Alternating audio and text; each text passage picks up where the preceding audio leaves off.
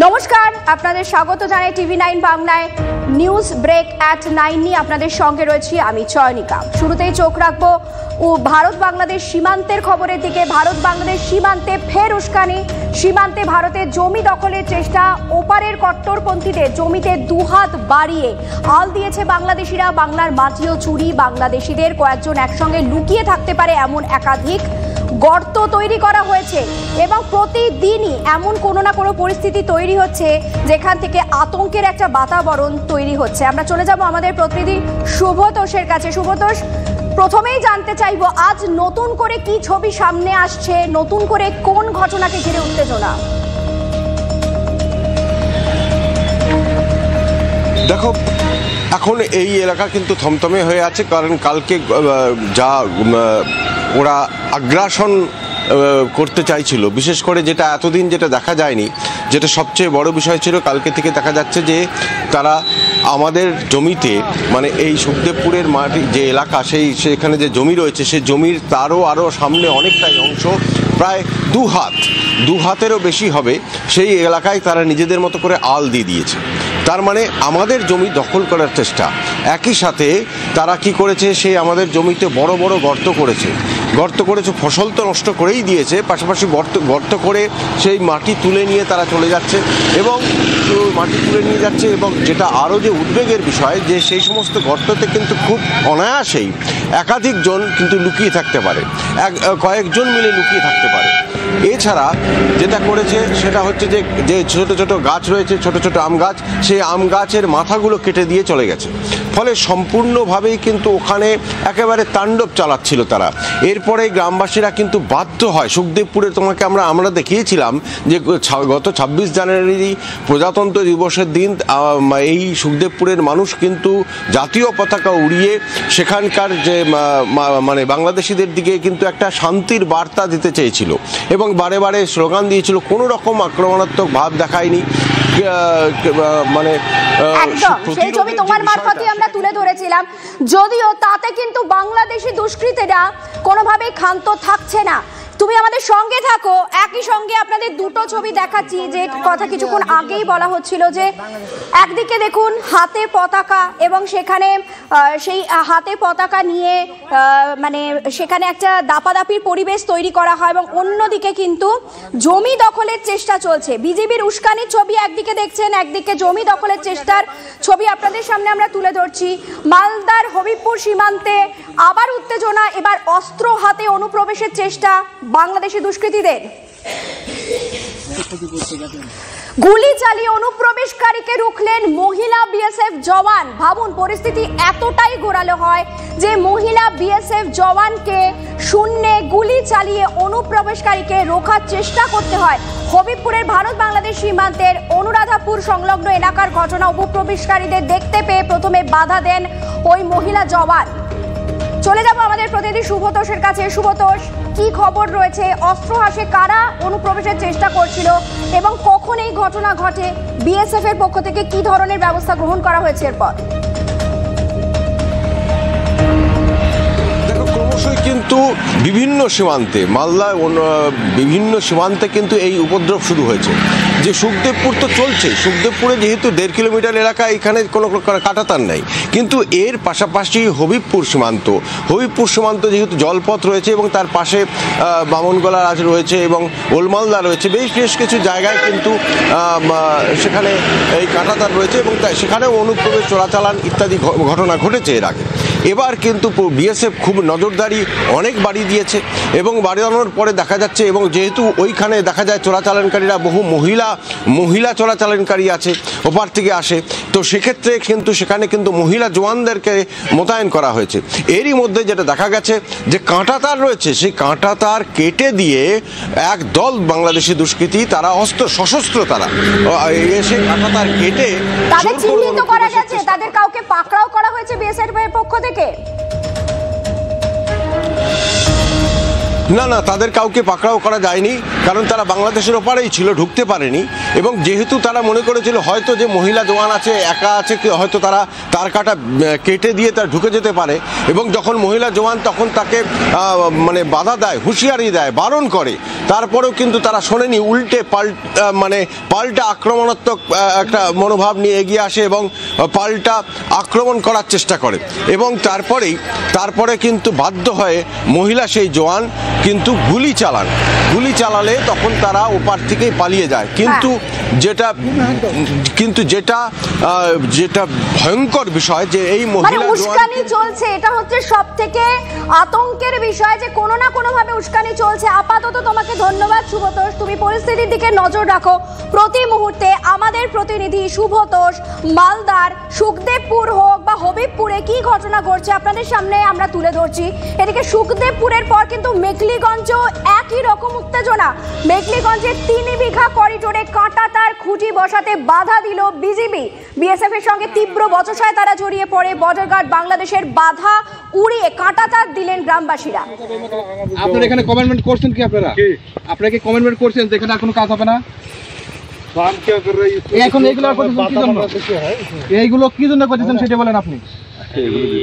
আমি আপনাকে বলি কথাটা শুনেন। হ্যাঁ, আপনি জোর করে করবেন? হ্যাঁ, কেন? আপনি কি বিশৃঙ্খলা সৃষ্টি করতে চাচ্ছেন? বলেন তো, বিশৃঙ্খলা করলে কি আপনি তো করতেছেন এখানে। আপনারা কমেন্ট, আমি বলি দাদা বলি। একই সঙ্গে দু জায়গায় ছবি আপনারা দেখছেন, একদিকে সুখদেবপুরের মেখলিগঞ্জের ছবি আপনারা দেখছেন, অন্যদিকে সুখদেবপুরের ছবি দেখছেন। এই সুখদেবপুর যে জায়গা বিগত কয়েকদিন ধরে বারংবার খবরের শিরোনামে এসেছে, কখনো বিজিবির দাপাদাপির জন্য, কখনো অস্ত্র হাতে অনুপ্রবেশের কারণে, কখনো কাঁটা তার কেটে দেওয়ার কারণে, আর এবার কিন্তু সুখদেবপুরের মেখলিগঞ্জ সীমান্তে একই রকম উত্তেজনা। মেখলিগঞ্জের 3 বিঘা করিডোরে কাঁটাতার খুঁটি বসাতে বিজিবির বাধা। কেন বাধা আমরা একটু জানার চেষ্টা করবো। আমাদের সঙ্গে রয়েছেন আমাদের প্রতিনিধি সুমন কল্যাণ। সুমন, বিজিবি কে বাধা দেবার?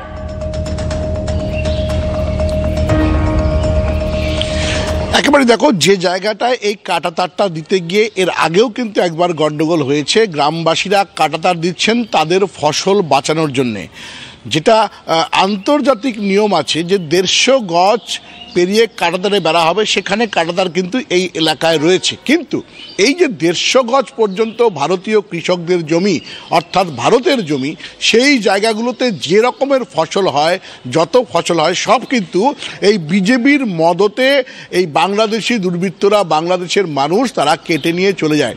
অর্থাৎ চাষাবাদ করে ভারতীয়রা, আর সেই ভারতের ফসল কেটে নিয়ে চলে যাচ্ছে বাংলাদেশের। এটাকেই কিন্তু আটকানোর জন্যে ওই 0 পয়েন্ট অর্থাৎ 150 গজ পরে যে জায়গাটা রয়েছে সেখানে কৃষকরা তাদের নিজের জায়গায় কাঁটাতার দিয়েছে, এবং সেই কাঁটাতার দিতে গিয়েও কিন্তু এর আগে একটা সমস্যা তৈরি হয়েছিল। এবার কি হয়েছে, এবার সেই কাঁটাতারগুলো কেটে নিয়ে যারা চোরা কারবারি তারা কিন্তু ভারতের মধ্যে প্রবেশের একটা চেষ্টা করছে, বা ধান টান কেটে যেগুলো ফসল রয়েছে সেগুলো কেটে দিয়ে চলে যাচ্ছে। আর এবার সেই কাঁটাতারের ওপর বাঁশ লাগিয়ে, বাঁশের বেড়া দিয়ে, যাতে কাঁটাতারগুলো সহজে কাটতে না পারে তার একটা ব্যবস্থা করছে আমাদের এখানকার চাষিরা, সেটাকেই বাধা দিচ্ছিল বিজেপি।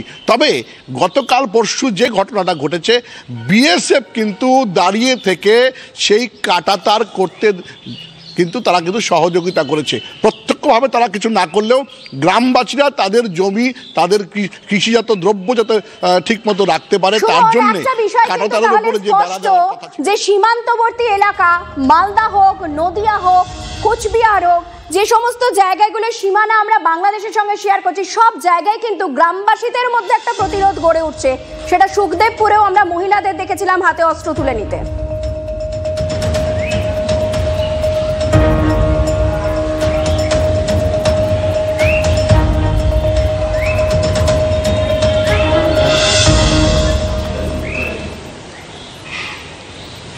শোনা যাচ্ছে সুমন? হ্যাঁ, একেবারেই। আরেকবার যদি প্রশ্নটা করো সুমন। দেখো, বিভিন্ন জায়গায় কিন্তু আমরা দেখছি, দেখো বিএসএফ যেমন তৎপর, তারা তাদের কাজ করছে, কিন্তু গ্রামবাসীরা নিজে থেকে বিভিন্ন জায়গায় রুখে দাঁড়াচ্ছে, যেটা কিন্তু অত্যন্ত তাৎপর্যপূর্ণ। একেবারে দেখো এই গোটা কুচবিহার সীমান্তে সবচাইতে বেশি কাঁটাতারবিহীন জায়গা রয়েছে, আর এই গ্রামবাসীরা কিন্তু বিএসএফের সঙ্গে হাতে হাত মিলিয়ে কাঁধে কাঁধ মিলিয়ে তারা কিন্তু এই প্রতিরোধগুলো শুধু করছে না, তারা তাদের যে ফসল রয়েছে, জমি রয়েছে, তাকে রক্ষা করার জন্য 150 গজ দূরে গিয়েও কিন্তু তারা তাদের কাজগুলো করছে। আর সব কিছু কিন্তু বিএসএফ প্রত্যক্ষ না হলেও পরোক্ষভাবে মদত দিচ্ছে, কারণ কোনো বাধার কাছেই কিন্তু বিএসএফ আর এই কোচবিহার সীমান্তে বিজেপিকে কিন্তু ছেড়ে কথা বলছে না। একদমই বোঝা গেল। সুমন, তুমি পরিস্থিতির দিকে নজর রাখো, তোমার কাছে পরবর্তীতে আবারও ফিরবো, সেখানকার আপডেট দেবো। আপাতত তোমাকে ধন্যবাদ। আমাদের সঙ্গে রয়েছেন প্রাক্তন এনএসজি কর্তা দীপাঞ্জন চক্রবর্তী। দীপাঞ্জন বাবু, সব বুঝলাম, অস্ত্র হাতে অনুপ্রবেশের চেষ্টা চলছে, কখনো কাঁটাতার কেটে দেওয়া হচ্ছে, কখনো রাইফেল ধরে টানাটানি করা হচ্ছে। আমি যদি সব কিছুকে পাশে রাখি, বিজিবি কি করে কাঁটাতার দিতে বাধা দিতে পারে? কখনো দেখেছি সুখদেবপুরে, তো কখনো মেখলিগঞ্জে। বিজিবির এই ভূমিকা আপনি কিভাবে দেখেন? এখন বাংলাদেশে বিজিবি হোক বা বাংলাদেশের এই তথাকথিত উপদেষ্টা পরিষদ, এরা তো এখন সন্ত্রাসবাদী সংগঠন আল কায়দা, আনসারুল্লাহ বাংলাদেশের হয়ে কাজ করছে। তবে এরা যেরকম ভাবে প্ররোচনা দিয়ে যাচ্ছে, আমার মনে হয় এবার ভারতেরও এই প্ররোচনাটাকে অ্যাকসেপ্ট করা উচিত এবং এবার একটু দেওয়া উচিত ওদের, যে ওষুধটা ওরা পছন্দ করে। দেখা যাক, ভারত সরকারি সিদ্ধান্ত নেবার মালিক, কিন্তু ভারতবর্ষের জনগণ, পশ্চিমবঙ্গের নাগরিক বা ভারতবর্ষের নাগরিক, তাদের যদি জমি ছিনিয়ে নেওয়ার ব্যাপার করে বা ভারতবর্ষের সীমান্ত অনুপ্রবেশ করে ওরা যদি পশ্চিমবঙ্গে আইন শৃঙ্খলার কিছু একটা ঘটনা ঘটাতে চায় বা নাশকতামূলক কাজ করতে চায়, আমার মনে হয় কিন্তু কঠোর হাতে সেটা দিতে হবে শিক্ষা। কারণ একটা জায়গায় আমার সঙ্গে সহমত হবেন। দেখুন, বিজিবির কিন্তু একই অঙ্গে দুই রূপ। একদিকে বিএসএফ এর সঙ্গে মিটিং করছে, অন্যদিকে আবার বিএসএফ কাঁটাতার দিতে যাচ্ছে, বা গ্রামবাসীরা যদি উদ্যোগী হয়ে কাঁটাতার দিতে যাচ্ছে সেখানে বাধা দিচ্ছে। দেখুন, ওই যে বললাম, আপনি দেখেছেন যে এদের বাংলাদেশের এদের বৈদেশিক উপদেষ্টা ইউনুসের, সে একরকম কথা বলছে, আর্মি চিফ একরকম কথা বলছে, আর এরা কাজে করছে এক। তো এই যে দ্বিচারিতা এরা করবেই, কারণ এখন এটা তো কোনো সরকার চলছে না, সন্ত্রাসবাদীরা সংগঠন চালাচ্ছে। তবে আমার মনে হয় ভারতের এবার পাল্টা মার দেওয়া করা উচিত। বাংলাদেশের মতো শক্তি আমাদের প্ররোচনা দেবে, এটা বেশি দিন সহ্য করব না। উচিত বিএসএফ এর। অনেক ধন্যবাদ দীপাঞ্জন বাবু। কথা বলছিলাম প্রাক্তন এনএসজি কর্তা দীপাঞ্জন চক্রবর্তীর সঙ্গে। আপনাদের করবে আশঙ্কাজনক অবস্থা, হসপিটালে ভর্তি বেশ কয়েকজন।